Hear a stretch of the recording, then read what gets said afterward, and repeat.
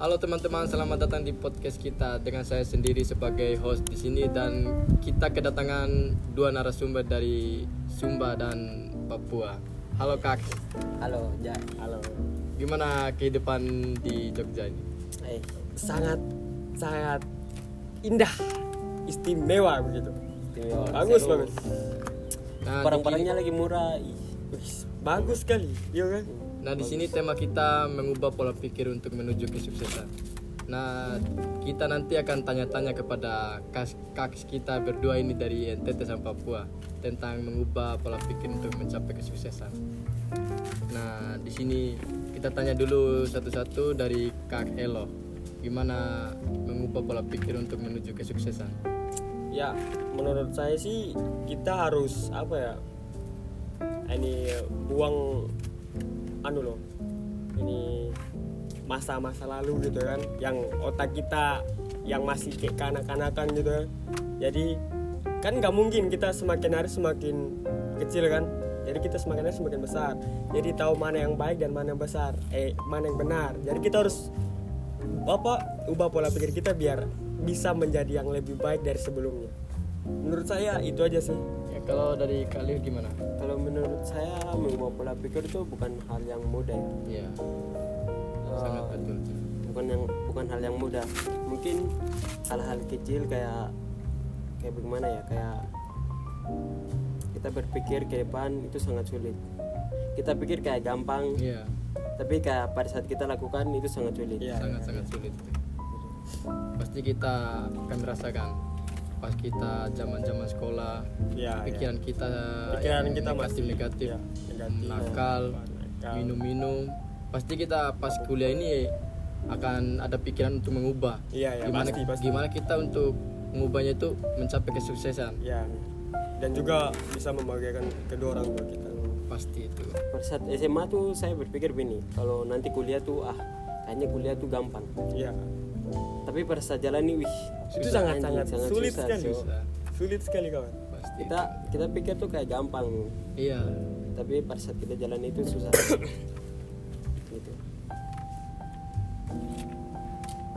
Nah sebelum kita memasuki pertanyaan-pertanyaan tentang tokoh-tokoh favorit kita yang sukses zaman sekarang, pasti ada bagi di orang-orang Papua, NTT banyak sekali yang sukses zaman sekarang ini. Oh iya, pasti ada. Banyak. Iya. Banyak. Mungkin ada salah satu tokoh favorit Kak Elo sama Kalius. Kalau saya sih terinspirasi dari Mamat Al-Kathiri. Kenapa? Dia tuh sebelum menjadi terkenal dan sukses, dia melewati rintangan yang sangat-sangat sulit menurut saya. Bukan menurut saya, memang benar sih. Dia mengikuti stand up comedy dari rendah, dari semakin tinggi dan akhirnya dia sukses gitu. Kalau dari Kalius ada nggak? Kalau dari saya Yewen. Yewen. Kenapa Yewen? Dia juga tuh pintar bikin lucu. Pokoknya kalau macam dia tuh orangnya kayak sederhana aja, tapi kayak orang lihat tuh kayak dari tingkah lakunya tuh kayak lucu gitu. Berarti siapa namanya itu? Yewen. Yewen sekarang udah sukses. Sukses juga. Dia tuh selain dia bikin Kenapa stand up comedy? stand up comedy, dia sambil kuliah. Jadi dia bisa bagikan waktu. Jadi dia pola pikirnya tuh bagus. Ya, maksudnya dia bisa atur waktu juga. Berarti Kak Elo sama Kalius terinspirasi. Ya, dari kedua tokoh itu. Cara mengatur ini waktunya, kapan bisa kerja tugas, kapan bagikan waktu kayak mau bersenang-senang. Mereka sangat bagus. Kita bisa ambil contoh dari mereka biar kita bisa berubah biar sama kayak mereka gitu. Siapa tahu kita bisa sukses ya. Tapi harus lebih dari mereka. Iya, harus lah. Target kita harus ada suksesnya. Ya, harus supaya bisa membagikan kedua orang tua kita. Kita juga kalau kuliah itu harus punya tujuan. Iya, Harus itu.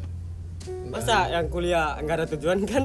Nggak hanya Lain, agak lain gitu. Nggak hanya, berarti nggak hanya Iya. seperti kuliah kupu-kupu malam. Gitu. Kuliah kupu-kupu pulang, malam. kuliah pulang. Iya, Iya, Cok. Ya macam viral baru-baru ini yang Iya. siapa? Ini Lord Buffon yang lagunya kupu-kupu malam. Nah, Iya. itu lucu. Kita usahakan jangan gitulah. Iya, iya. Kita harus mengubah diri kita. Dan juga kita tidak boleh mengecewakan orang tua kita karena orang tua kita itu yang membesarkan kita dari kecil sampai segede ini gitu. Jadi kita harus membalas yang orang tua lakukan kepada kita. Jangan kita sukses bisa lihat mereka senang gitu, bahagia dengan uang yang kita hasil yang kita sukses itu untuk mereka. Ya setidak ya begitulah. Jadi gini, kalau mau macam kita harus mau mengubah pola pikir kita untuk ke depan untuk menjadi orang sukses, itu kayaknya kita harus pintar-pintar atur waktu juga. Jadi kita kapan bisa kerja tugas, kapan Kan bisa tadi itu kan udah istirahat. dibahas tadi. Anda sudah ngomong tadi ya kan maksudnya? Mungkin ada Oh ya mungkin Gini, mungkin ada saran tambahan. ya. sedikit Ya, tambah-tambahan. sipit-sipit Mungkin abangku. saran dari anak-anak di luar sana yang mau ubah pola pikirnya. Ada saran nggak buat Kak Elo sama Kak Lius? Oke, Kalau- untuk anak-anak SMA yang masih sekolah, pola pikir itu harus diubah kawan. Kan semakin kita bertambah umur itu kita harus tahu mana yang baik, mana yang buruk gitu. Jadi kita dari SMA lah belajar lah, kita harus mengubah sifat negatif kita gitu yang terlalu parah gitu, ubah menjadi yang positif. Benar. Jangan kayak kita, kuliah baru mau berubah. Ya, jangan kita sudah kuliah sampai tapi baru mau berubah. Itu ibarat kata lu punya duit, lu punya kuasa. Tai. Teman-teman, saya mau tanya-tanya sedikit kepada Kak dua ini mengenai tentang karisma dan inner beauty. Apa yang kalian tahu tentang karisma dan inner beauty? Sepengetahuan kalian aja. Kalau menurut saya karisma itu seperti ini, percaya diri, terus kayak menjadi kayak seseorang yang bisa memimpin begitu. Oh ya, kayak kan percaya diri tuh kan. Sebelum kayak kita ada melakukan sesuatu gitu ya, kita harus percaya diri, yakin kepada percaya diri diri. kita. Berarti seperti kita membangun usaha. Iya, kita harus percaya diri. percaya diri supaya bisa membuat usaha itu menjadi lebih bagus. Itu Kalau salah dari- satu pola pikir juga sih. Iya pasti. Kalau dari inner beauty itu gimana? Inner beauty. Itu kita harus mempunyai kejujuran. Hmm. Ya. Kayak misalkan kita punya pekerjaan nih di kantor.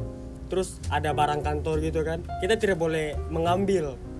Karena kalau misalkan kita ngambil itu itu bisa merusak pola pikir kita juga, kayak orang lain bisa menilai, wah ini anak ini gak benar, dia harus memberitahukan bos biar dia bisa dipecat. Itu salah satu pola pikir kita yang negatif lah. Kayak yang dong biasa bilang kepercayaan botak. Ya, itu.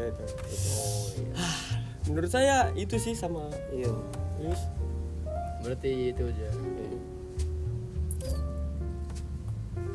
Oke, langsung di opening akhir sudah langsung. Oke, teman-teman. 1, 2, 3. Oke, teman-teman, mungkin segini aja podcast kita hari ini. Sampai jumpa di podcast kita ke depannya. Bye bye semuanya. Oke. Halo. bye. Bye bye.